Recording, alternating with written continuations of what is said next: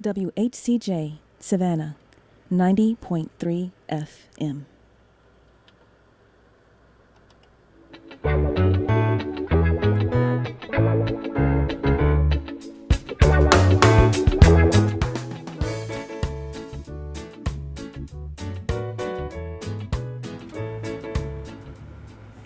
Hello and welcome again to Stir It Up. This is the start of our new academic year and we are so excited. We have so many guests lined up. My name is Jacqueline Awe and I am your host for today, and we want to start this program as we do each week by encouraging you to get help, because help is not a bad four-letter word. This program is being brought to you on behalf of WHCJ 90.3 FM and the Division of Student Affairs at Savannah State University. And the goals of our program are: 1, to share general information about programs and courses at Savannah State University. 2, to provide a forum for community organizations and individuals to educate listeners about what they do and topics of interest.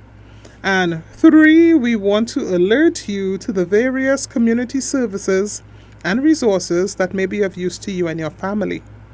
If you would like to be a guest on our program, or you are aware of an individual, an organization, or a group that should be featured, please give us a call at 912-358-3114. Okay, ladies and gentlemen, I am so excited to be back here for the start of another semester of programming from Stir It Up.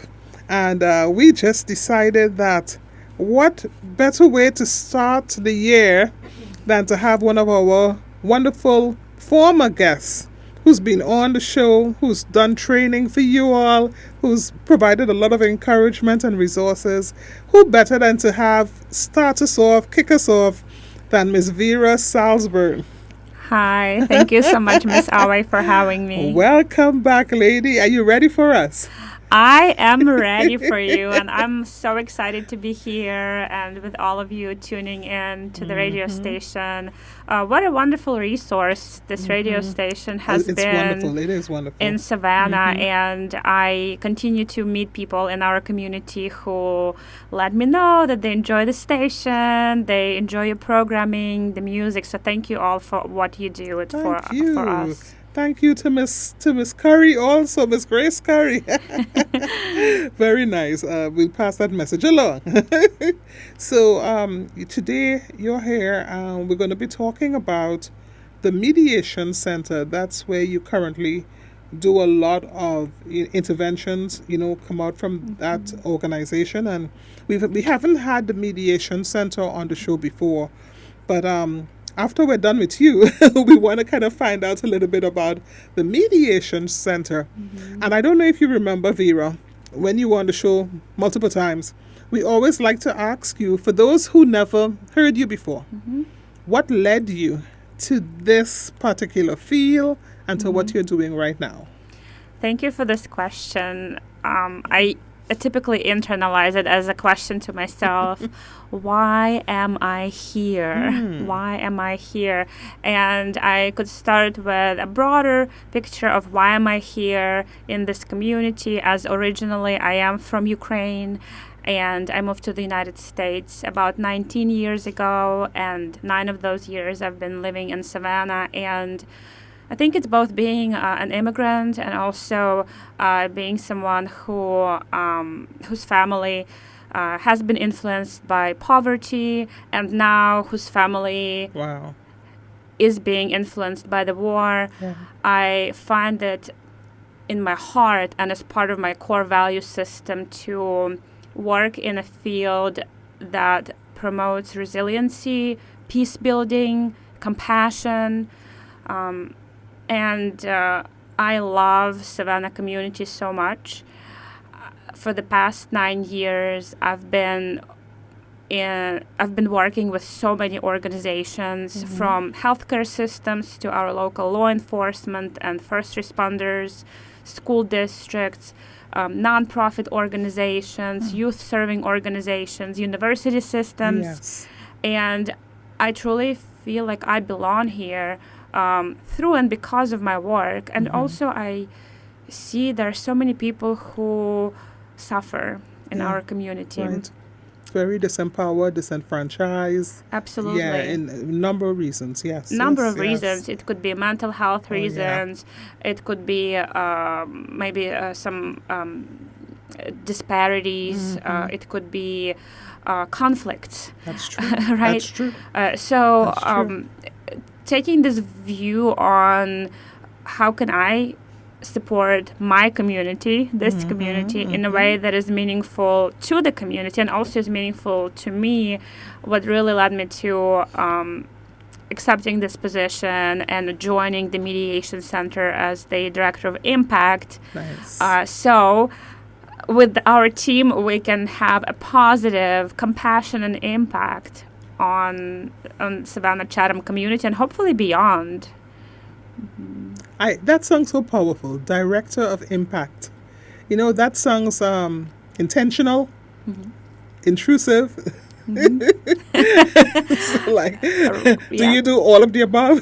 Exactly. So the executive director, Jill Cardenas, and I, when we began to brainstorm my role at the Mediation Center and what would be some of the best ways for me to engage with the team, with our stakeholders, with our community members, we decided to take on this name, Director of Impact. And with that, there comes a lot of responsibilities and also a lot of joy. So responsibilities are around, measuring how our work affects individuals, organizations, the entire community, identifying gaps and barriers in services, supporting our community with meeting the needs that may arise, whether they are pertain specifically to conflict resolution or not, because at the end of the day, we also want to think of ourselves as that resource hub for, again, individuals and organizations gain knowledge and skills to become better equipped with dealing whatever trauma or suffering or stress or hardship or conflict may arise in their life, external or internal conflict. Yeah. Okay, that's true. And also, as a director of impact, my role is to support the center with development efforts, so engaging with our community partners, our funders. We have incredible, just incredible list of supporters that contribute in many ways.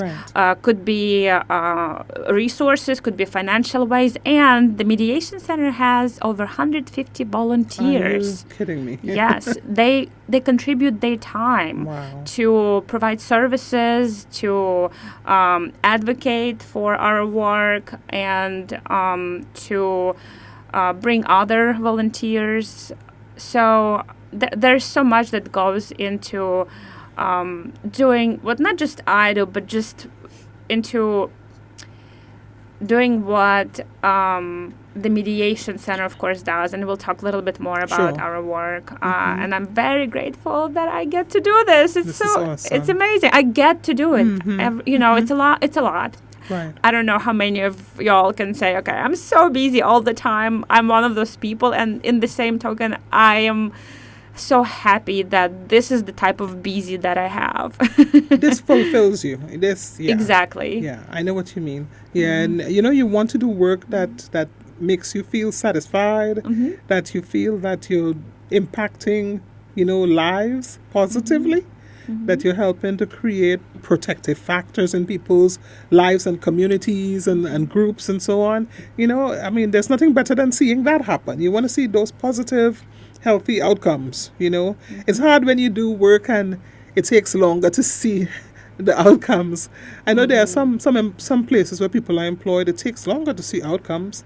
Like in health sometimes, it might take a longer time to see that turnaround, but sometimes the small things you do, like conflict resolution, you could see it even quite immediately, the change. So we talk about services. So you work at the Mediation Center of the Coastal Empire, Your title is Director of Impact. And what does the Mediation Center do? What do you all do, and what's your mission? Great, thank you for that question. You know, Ms. Awe, before even answer that question, I think it might be helpful for some listeners to even hear the definition. What is mediation? Okay. What does it mean to be a mediator? So the word mediation actually comes from the Latin medius, which means middle. And it really refers to this process of intervening between two or more parties, help those parties resolve a conflict and or reach agreement. Okay, typically with the help of a neutral third party called the mediator. Right. So in essence, mediation really means helping people find common ground, not by deciding for them, but by guiding them toward a mutual understanding and resolution. And this is what I love about the idea of mediation, that I do not, in fact, have all of the answers for all of the conflict. We don't. What we do have is this belief that individuals have the resources within themselves. They are capable of coming up with solutions, peaceful solutions, compassion-based solutions. It just takes sometimes that third party to facilitate an opportunity where I can meet you halfway, see your suffering, you can see my suffering, and we can actually not just solve the conflict, we can transform the conflict from conflict to compassion. But you're talking about empathy. Exactly. And I don't know if everyone could feel... Okay, how do you teach people to empathize? Especially those who have a harder time, or more narcissistic type personalities. How do you teach people to empathize? Because that's part of what has to happen in order for the resolution to occur. That's a great question. And the Mediation Center, some of our services involve specific training on how to become an effective mediator. So we're tapping into specifically talking about what we do. And with the safety and resiliency programs that are now being added to the Mediation Center, as I joined the organization, we are now expanding our community building program focused on compassionate community building. Oh my God. So exactly that. And it takes skills for individuals to learn how to connect with someone empathetically, how to see someone from a perspective of not what's wrong with you, but what happened to you. And then go even further. What is right with you? How can you grow? So this is our, again, expansion of our mission and our vision. And going back to what the Mediation Center is about, I think it's interesting to look at the history of mediation centers in the United States. So mediation centers emerged in the 70s as part of the community justice movement. And it was influenced both by the civic rights era and what they call alternative dispute resolution, or ADR initiatives, And the first centers were often grassroots efforts, and they were really aimed at resolving neighborhood conflicts and reducing court loads, and also promoting restorative justice. So to me, the background is really important, and our Mediation Center here in Savannah actually was founded in 1986. So really not long after the beginning of the Mediation Center history in the United States. Right. And over time, our Mediation Center here in Savannah, as well as other mediation centers in the United States, began to expand their work to address issues like family disputes, school conflict. We have amazing program. We have amazing leader, Miss Shirley Soprano, who leads youth programming with her team, and it's fantastic how getting the kids at an early age to understand what is conflict, how individuals may behave, and how to help them reconcile. It's fantastic because they take these skills into adulthood. I mean, how many of us would love to learn that when we were teenagers? That's true. They take it. They take it even into their homes as little kids, and they could redirect their family in the home. Absolutely, yep. And so the youth programming is a big part of our work. And then we also are in the business, I would like to call it, we're in the business of community violence prevention. Nice.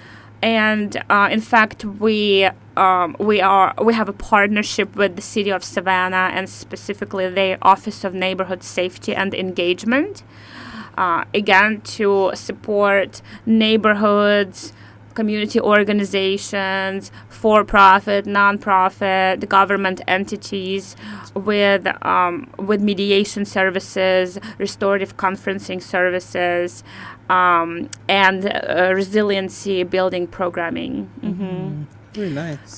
So the mission of the Mediation Center, as it's, historically it's been established, is to harness the power of volunteers. Mm-hmm. That's why we have so many volunteers. Very nice. Intentional, yes. Exactly. To support community and individual conflict education, prevention, and resolution services.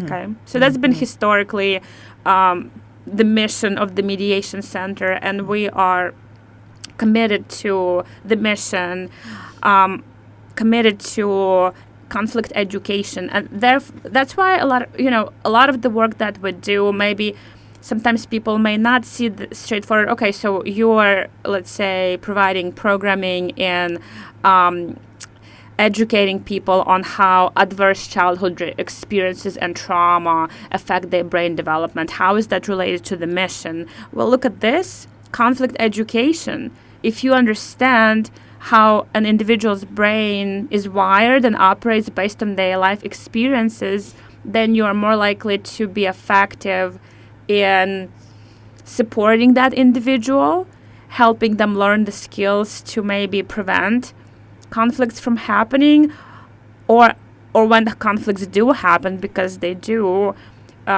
supporting those who are involved or harmed gain understanding and compassion again, and empathy. Today I was giving a presentation at one of the Rotary clubs in Savannah, and it was so moving to see how individuals who are in that club, how they really could connect with this knowledge about how our life experiences, especially in early childhood, how they program us to develop certain behaviors. That's right. And then also how they program us to develop inner critic voice, which a lot of us have a very loud inner critical voice. And our efforts are about also helping us identify the inner compassionate voice. That's right. Yeah? Yeah. Because, again, what we know from research, that self-compassion, being able to offer your self-compassion, also increases your ability to offer genuine connection and compassion to other people. Exactly. Yeah. That's really good, because I remember when you came on the show in the past, and you were talking about mindful self-compassion. You were talking about, being kind to yourself. You were talking about forgiving yourself. You were talking about, practicing affirmations, so if individuals themselves take care of their own selves, that way, it's easier for you to want that same thing to happen for other people, because you're not critical, you're not harsh to yourself, you're not putting yourself down, you're not undermining your worth and so on. So it's easier for you to feel like, hey, I know what I speak to myself to encourage myself and so on. So, it's easier to want to, project that onto other people rather than the opposite. Exactly. And imagine the types of services, for instance, that we have at the Mediation Center. For instance, we have co-parenting classes. So for families who are experiencing divorce, or maybe for fathers who are filing a legitimation action, a lot of them have to work not only with this external conflict or these external needs, also a lot of them have to deal with guilt and shame. So we wanted to think about offering a more comprehensive approach to community resiliency building, conflict resiliency, really. This is the terminology that we use, conflict resiliency. And by the way, if there are any listeners who do maybe need some education or even assistance with any type of paperwork, going through a divorce or maybe any other type of services, the Mediation Center provides the services. Also, something that we do, we provide training for individuals to become mediators. Nice. So again, you can take a training and you can become a certified with the state of Georgia mediator. Wow. You can, if you'd like, you can even take it on your own and do your own thing and be a mediator, or you can also work with us and be a volunteer and support our services. How long is that program for those people who might be interested in becoming a mediator, doing it for their own personal, or even for where they live and work? They might be like, oh my gosh, where I work, I really need to have that skill as a leader. Yes. How long is the program, the training? Absolutely. So we have a few different models. The 5-day training is the one where you would get full exposure to all the different components of different types of mediation. There is a 3-day training. We also have a short kind of workshops, if you would, to understand a little bit more about mediation. In fact, we offer something every third Wednesday of the month at 5 p.m. And you can go on our website. It's under the tab training. So it's mediationsavannah.com training. And if you choose mediation, we have this workshop you can join virtually. It's called Mediation Matters. And Lee Robbins, he is the expert on mediation, and he's actually going to be on this show later. So he can offer you more insight and expertise. So you can register for that. And Lee is on every Wednesday. You said every Wednesday? Did I hear correctly? It's a third Wednesday of each month. Third Wednesday of each month. 5 p.m. Eastern Time. Lee facilitates 1-hour virtual sessions to really share the information, invite community members to ask questions about the mission and the services of the Mediation Center. And Lee is also is someone to go to if you are interested in volunteering. That's very good. So the longer program, if a person wants to be certified, also is it certification, or is there a process after they complete that program with you all? Do they have, how some certifications you have to maintain a certain number of hours of training in the similar type, is it something like that? What could you share with us about that? Yes. So for example, if you take a training in general civil mediation, it would be a 4-day virtual training, and you will complete your required hours, which is required with the state of Georgia for becoming a mediator.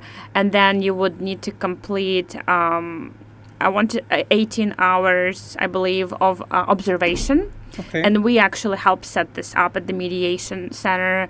A lot of mediations now happen virtually. Yes. So we actually have people joining from all across Georgia. Okay. And once you complete the observation part, you can be fully registered with the state as a mediator. And do you have to renew annually? And then you have opportunities for CEUs, continuing education units, that we also provide, and we also support our volunteers with achieving those credits so they can continue with their certification. So people who decide to follow up and say they complete the program and then they complete the observations and they meet the requirements and so on, how often are they supposed to get with you all in order to complete successive training, and so on? Well, it's by nature again. It's volunteers. Mm-hmm. So some volunteers are volunteering weekly, and some volunteers nice. may do it quarterly. Some volunteers may just want to do it just a few times a year, just as a refresher. So there are a lot of opportunities with that. And also, because again, we are expanding different programming, different services. We have now training for individuals. Let's say if you're interested in becoming a mediator, that's one side of things. Okay. And then we also have now training in resiliency building. We have actually suicide prevention training that we offer now through the Mediation Center. Both. Actually, this is how we met, Ms. Alway. That's right. Applied suicide intervention skills training. This is still our program. And we implement it with Gateway Community Service Board. Nice. So, but think about this, right? I mean, there may be somebody who's interested in becoming a mediator. I mean, as someone who is trained in suicide intervention, wouldn't you think that would be a helpful skill too? Oh my right? gosh! Oh my gosh! Excellent. That would be an asset. Exactly. Oh, yeah. So that's how we looked Wonderful. at expansion of the Mediation Center through safety and resiliency programming. And recognizing that for our volunteers, it could be such an asset for them to learn intervention skills, understand trauma-informed approach, maybe also learn the skills of building self-compassion. So we are just really excited that we can, and this is not just for the volunteers, we're excited we can offer this to anyone in the community. I just love it. I'm just like, you're talking, and I know you're talking about community, and we have community at so many different levels. And I'm thinking of the campus community and how this could benefit the campus community for folks to be getting that type of training within all the different departments. And even I'm thinking of my department. That'd be wonderful for everybody in my department to be trained, because we're providing counseling, social work, all types of case management and so on. And that's what we see daily. So this is excellent. I'm gonna be following up with you a little more. I didn't know you do all these wonderful things at the Mediation Center. Yes, thank you. It's fantastic. And one of the good news is that we're actually currently actively growing our partnership with Savannah State University. Yes. And in addition to, let's say, this individual one-on-one mediation type of training skills, we also have other training opportunities, and we're working with the university to support students and staff in that type of training. For instance, another training that we offer through the Mediation Center is in restorative conferencing. Yes. So imagine a situation, let's say, may happen on the campus. It may happen before, I don't know. It's just anecdotal. I'm kind of coming up. Let's say there's a student who vandalized a building. So there's one way to go about it: report to the police, have the student potentially arrested, get involved with the court system. Or maybe there's another way to go about it: gather everyone who has been affected by this, let's say. So it would include maybe a person who is cleaning the building, maybe the person who cleaned off the, whatever that was damage done. It maybe would involve some leadership from the campus. Maybe it would involve other students who thought this was really hurtful to them.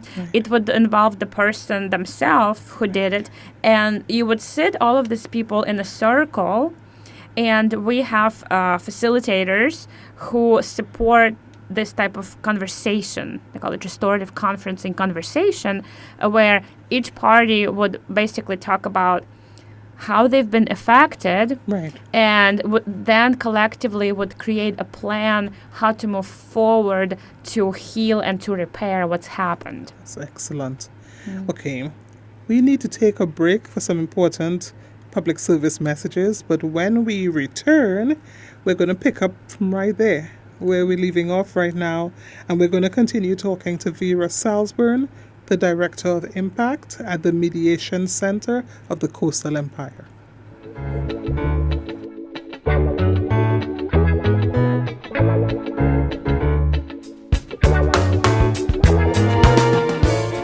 Exploring science in the sea. Millions of residents chased out of their homes. Trillions of dollars in extra damages. A tenth of coastal crops destroyed. That's what some developing countries could face from coastal flooding by the year 2100, according to a recent study. Several regions could be especially hard hit, facing costs of more than 5% of their total economies. Researchers looked at possible coastal flooding at 9,000 locations around the world. They forecast what could happen by the years 2050 and 2100 under worst-case forecasts, with temperatures climbing by up to 7 degrees Fahrenheit. The higher temperatures will raise sea level and could generate stronger cyclones with higher storm surges. The researchers also considered whether countries could afford to protect themselves by building seawalls, improving drainage, planting mangrove forests, and taking other actions. Without good countermeasures, the global cost of flood damage could add up to almost 3% of the worldwide economy, and the number of people flooded out could rise from 34 million in 2015 to 246 million in 2100. With good countermeasures, though, the impact could be limited to less than half of that. Developed countries have the resources to protect themselves, but developing countries could face much more expensive futures. And the worst damage could be inflicted on the Nile Delta in Egypt and similar regions in Western Africa and Asia, regions that can't afford our warming climate. You can find images to go with our programs on our website, scienceandthesea.org. I'm Holly Brawley.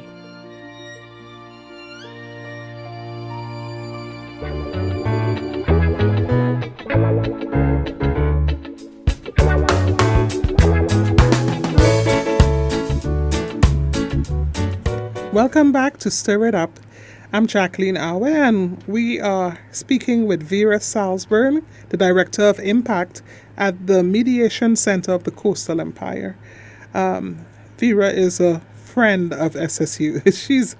She's been on the show for years, educating, providing information. I mean, just a great person to have in studio and a great resource for the community and for us as well. Oh, and I must say, because folks don't know, we have this long-term relationship, but you have been coming to our freshman experience classes, every single class, and presenting on community resilience model, and also coming back to present on suicide prevention. Yes. How has that been for you? Thank you so much. This work is incredible and so impactful for me and our team. We have a team of facilitators who's been supporting this work. Working with your students here, it just, again, shines a lot of light on this need for people, regardless of their age or background, to really understand their own experiences, understand how trauma and stress affect them, and help them build some simple coping skills. We are not born with coping skills. Those are learned. Socialized. Exactly. So we just love working with your students here. And we can, of course, hope that we can continue that work. And suicide prevention work, it's not an easy subject for a lot of people. In fact, again, regardless of which groups we may be working with, younger students, maybe it could be high school, could be college age, maybe we're working with adults in different professions. I will say this. Typically, if I'm presenting to a group, there is at least one person that has been affected by suicide. And when I say that, either they lost their loved one to suicide, or they knew someone who died by suicide, or even struggled with suicidal thoughts themselves or behaviors. So it's definitely meaningful work. And again, as we weave it and integrate it into the Mediation Center's work, it just made sense in our mind, and it continues to make sense that all of this is connected to our efforts to ultimately help people have a more peaceful life. That's right. And of course, we want that for our freshmen. You know, they're just starting to adjust to college and the demands of college and, you know, the good, the bad, the ugly of college. And, you know, I think that starting with you in the classroom early, talking about that, helps them to develop a perspective of how to approach situations. Hopefully they receive what you're sharing and they practice it.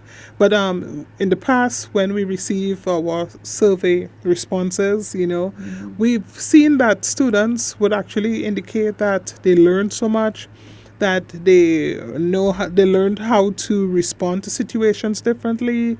They learned that conflict was not a bad thing.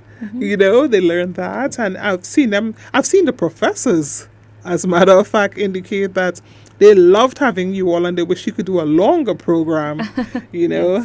So, you know, we're going to continue having you come to the classroom. You know, we're getting ready to see you in all the classes that we have right now for the fall. So get ready. And thank you, Ms. Auer, for your leadership. You really made this happen. Oh, yeah. You made this partnership happen. It's necessary. And you know more than anyone how necessary it truly is, Yes. as you see, again, the suffering of those students and also the opportunities to grow their resiliency Very. through skills building. It's amazing. You know, what is amazing really to me is that people are, in fact, we are wired for survival. And if we just have the right conditions, we just have the right supports Right. and the right opportunities to learn, we can really learn how to bounce back. We can get our brains to start seeing things differently. Right. We can develop new behaviors and ultimately be more resilient. I like that. Yeah. Before we go on, could you please give the listeners the website information, phone contact, address, all those wonderful things that would help them find you all for services? Yes, absolutely. I would love that. So, again, the Mediation Center of the Coastal Empire. We're here in Savannah on Paulson Street, so it's not too far from Memorial Health Hospital. The address is 5105 Paulson Street, and we are Suite 125D as a dog. We have our phone number that you're welcome to call our center and talk to our lovely ladies who answer. And the number is 912-354-6686. So if you'd like more general information about the Mediation Center, you can email us at info@mediationsavannah.com. And we just added a new opportunity for people to reach us if especially you're interested in training, whether training for yourself or bringing a training into your organization. That would be training@mediationsavannah.com. That's excellent. Which actually I do want to say that one of our service areas, we work with other organizations in the community to, again, bring training and restorative practices. So let's say it could be a university system, it could be a nonprofit, it could be a business, let's say. And if your organization experiences, maybe there's a conflict between employees, right? And maybe the employees are not willing to engage with the HR. Maybe the conflict is with HR. So this is what we do. We're here to help. We can come in and help, again, facilitate that more restorative conversation. We can help make a plan for individuals who and for organizations how to navigate through a challenge like that. And you can also invite us to come to your organization. Again, it could be a church group or that's maybe, nice. a daycare, and provide training to individuals who work there or participate in that group. And again, it could be a training in compassion and self-compassion, resiliency, de-escalation. That's a really good resource, right? So you learn how to I love that one. I yeah. would want to get a training just for that one, especially. Exactly. Yeah. So we have those types of opportunities, and we're here to serve. We're here to serve. Very nice. Before we went on break, you were sharing some information with us about, the different type of programming, and you were giving us some examples of how we could work with younger people, different situations. Yes, exactly. So we actually have a full dedicated team specifically for youth programs. Okay. And we work very closely with our school district. So hopefully, again, in the next few months, you will have some of our leaders from the youth programs here on the radio, so they can talk a little bit more about it. Maybe Miss Shirlisa can do that. One of I think it's fascinating and it's wonderful. One of the youth programs is a peer mediation program. So it provides students the opportunity to become mediators in the school. For instance, a high school student becomes trained in how to facilitate a mediation, and then they go to middle school, and if those kids have conflict, they will have their peer to facilitate it instead of a school administrator. I love that. You know what? People need to recognize the power in teaching these young people those skills, because you remember when we were going to school. I don't know how the system is in Ukraine, but we had something we call, we had peer educators in school. We had prefects. I don't know if you ever heard that word. It's more like an English term, but and those, as young people who were given a certain badge to wear and taught certain responsibility of keeping peace, of helping people towards help, and all those different things in a school system. It's amazing that you feel a sense of pride doing that, and then other people admire that, and they want to be a prefect too. They want to help in that way. They want to be a peer educator as well, a peer leader as well, because it you can see the people who are actually trained. After a while, you see the confidence in those students, and you see other students wanting to be like that, and it's a positive example that you're modeling in the school system, and you know how the peer group impacts. So could you imagine if you have these positive peer impacting everywhere?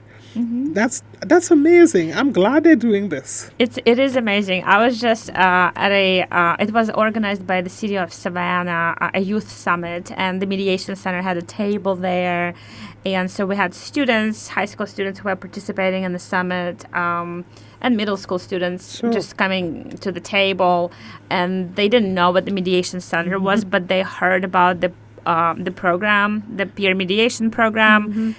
And I just remember some students, I really want to do this. How can I become one? And they would sign up. We had a sign up sheet. So I was, in a way, I don't know why, but I was surprised, but in the best way. These kids, the students, they really want to do good in their school. They want to do good in their community. So again, how can we focus and see the good in them? We have another program. It's really great at the school district. It's called Positive Peer Influencers. So it's actually the program developed in partnership with Chatham Savannah Center Narcotics team.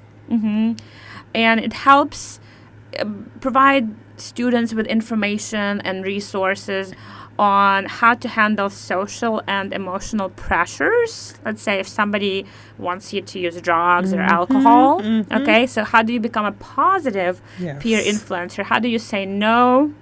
And how do you build relationship with older students, younger students, so you can ultimately contribute to building a drug-free school. Yeah. Okay. That's really, really good. So yeah, amazing. I mean, and I feel like I'm just scratching the surface because the Mediation Center, one of the things that I love about our team and our organization, we're so attuned to our community needs. Our team are some of the best listeners that I've ever met. So, I mean, that's what makes the mediator good, right? They're good listeners. So our leadership, our team members are really good listeners. And I feel like we are listening to what the community is telling us. We are reading between, the lines, and also we are present in a lot of leadership meetings. We are engaged with our county, with our city, with the school district, with our law enforcement organizations, and we really want to know how we can support each other and how can we be a resource to these organizations. So, with that being said, I don't want to forget, if anyone is interested in anything that I've said so far, and maybe you want to explore even a little bit more what the Mediation Center is about and what our efforts are about, we would love for you to come to our Peace in the Park event. So this is our annual event that we organize at Daffin Park. This year it will be on September the 28th. It will be from 1 to 4 p.m. So just a nice Sunday afternoon. Nice. You can do your Sunday morning routine, whatever that is for you, and then come to the park. We'll have food trucks. We'll have family and youth friendly areas. We will also have just some resources from other community organizations present. And something that I love about this event, in fact, we are right now calling for nominations to be a peace builder in your community. Oh my goodness. So I love that. Yes, if you would love to know more, you can go to, again, our website, mediationsavannah.com, and you go into Events tab, and then you click Peace in the Park. Or really, if you just put it in a Google, Peace in the Park, Savannah will come up. And if you have someone in your life that maybe you recognize this person as a peace builder, maybe in your organization or in your neighborhoods. So we have nominations that are open for adults as well as youth. Okay. I have somebody I'm going to nominate already. I already know who. Oh, please do. That is awesome. That is excellent. So we want to really honor these individuals, honor their contribution.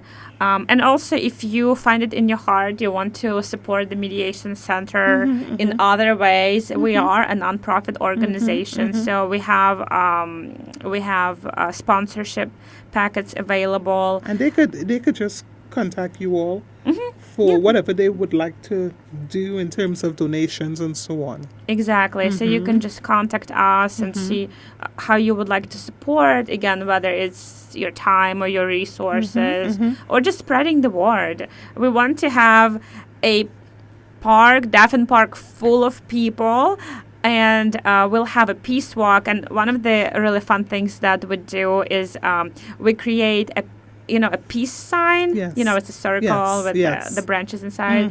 So we there is a circle in Daffin Park. I don't know if you're familiar with the area. So we actually create a human peace sign, and so people line up, and we kind of guide everybody in their lines, and then we take a photo from with a drone, like a bird's eye view picture of the peace human sign. So come be a part of. That sounds really, really good. Yeah, be a part of peace building efforts. And you may be wondering, what can I do? Well, just do this. Show up. get engaged with our community, smile, be kind. I mean, that's it. It's nice. And it's a Sunday, right? Yes, September the 28th on the Sunday. So some folks might be like, oh, well, I have to go to church on Sunday. Well, guess what? It's in the afternoon. Exactly. And we were intentional so about go to that. church in the morning, and Yes. and then they already have the food trucks and everything there Yeah, for and you. bring your so good vibes from the church Yeah. to the park, and we'll have the food trucks. Bring your chairs Bring and your families. blankets. Exactly. you September, know. the weather is going to be really nice, Real nice. hopefully. So, Yeah, bring your Okay. chairs, your blankets, your family, your friends, your girlfriends, boyfriends, and just exactly. come out and promote peace. We really do need that in families and communities, at the workplace, in the cities and everything, in the neighborhoods. We do. We really do. I like that you all believe in the power of the community to have strengths. And I like that you all believe in the power of the community to want to change and have the ability to change, and to grow and to be empathetic, Exactly. And this is really called a resiliency perspective. Our sort of traditional, conventional perspective, maybe something we grew up with as part of the survival mechanism, is to think that, maybe people are bad, or it's Right. us against them. Right.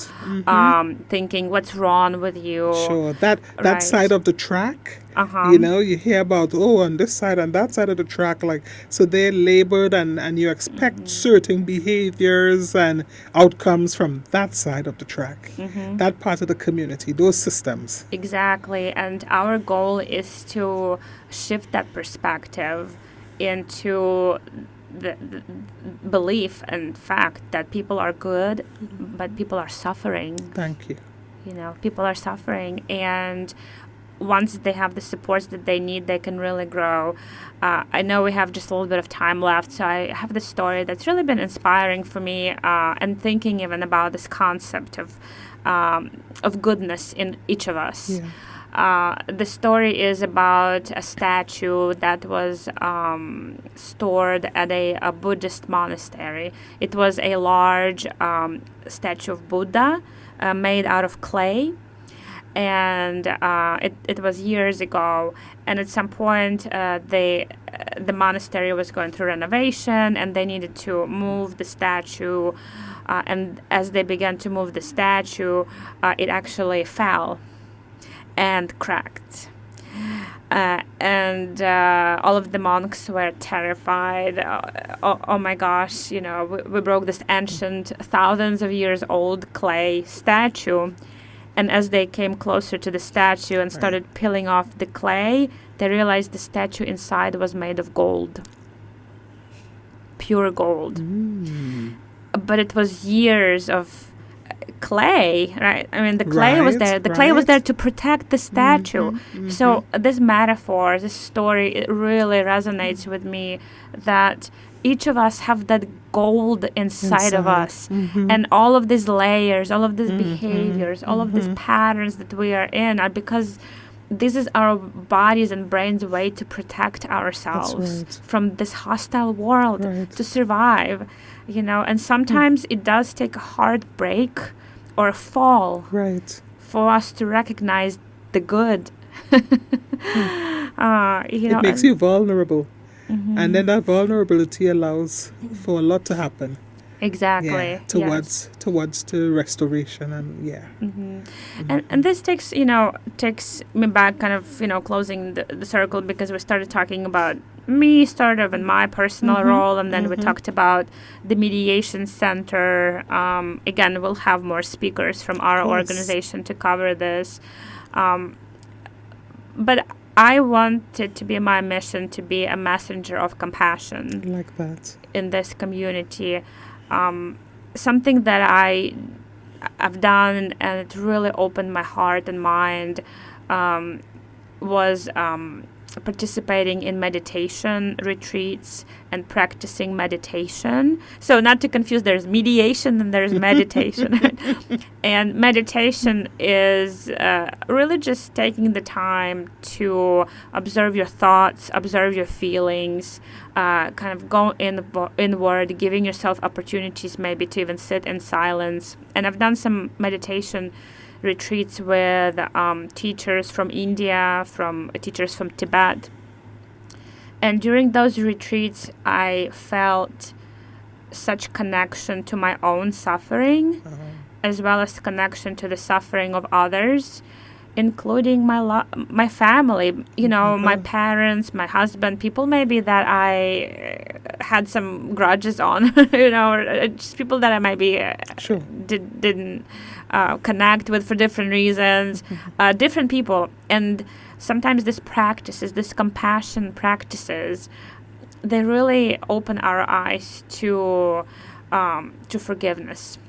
Forgiving others and forgiving ourselves. And when that happens, what it does, it creates this connection that we can be really, really connected. Instead of separated, isolated, we can be really connected as one community. So compassion, meditation, mediation, resiliency, those are the buzzwords that we use, not just because they're buzzwords, but we actually truly believe in the power of those things. Wow.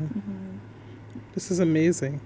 I'm really, what you're talking about, when I think about the field that I was trained in here as a student at Savannah State here, it's social work, and it's about social functioning of individuals, in groups or in groups or individually through interventions that are focused on their social systems. And that's kind of what I'm hearing, you all are doing. You all are impacting these systems in our community for change, to empower them, to help them, to make it better. Protective factors versus all the risk factors, trying to increase protective factors, teach them all the good skills and coping and all the things that could help them be, to help them be more resilient, like you all teach,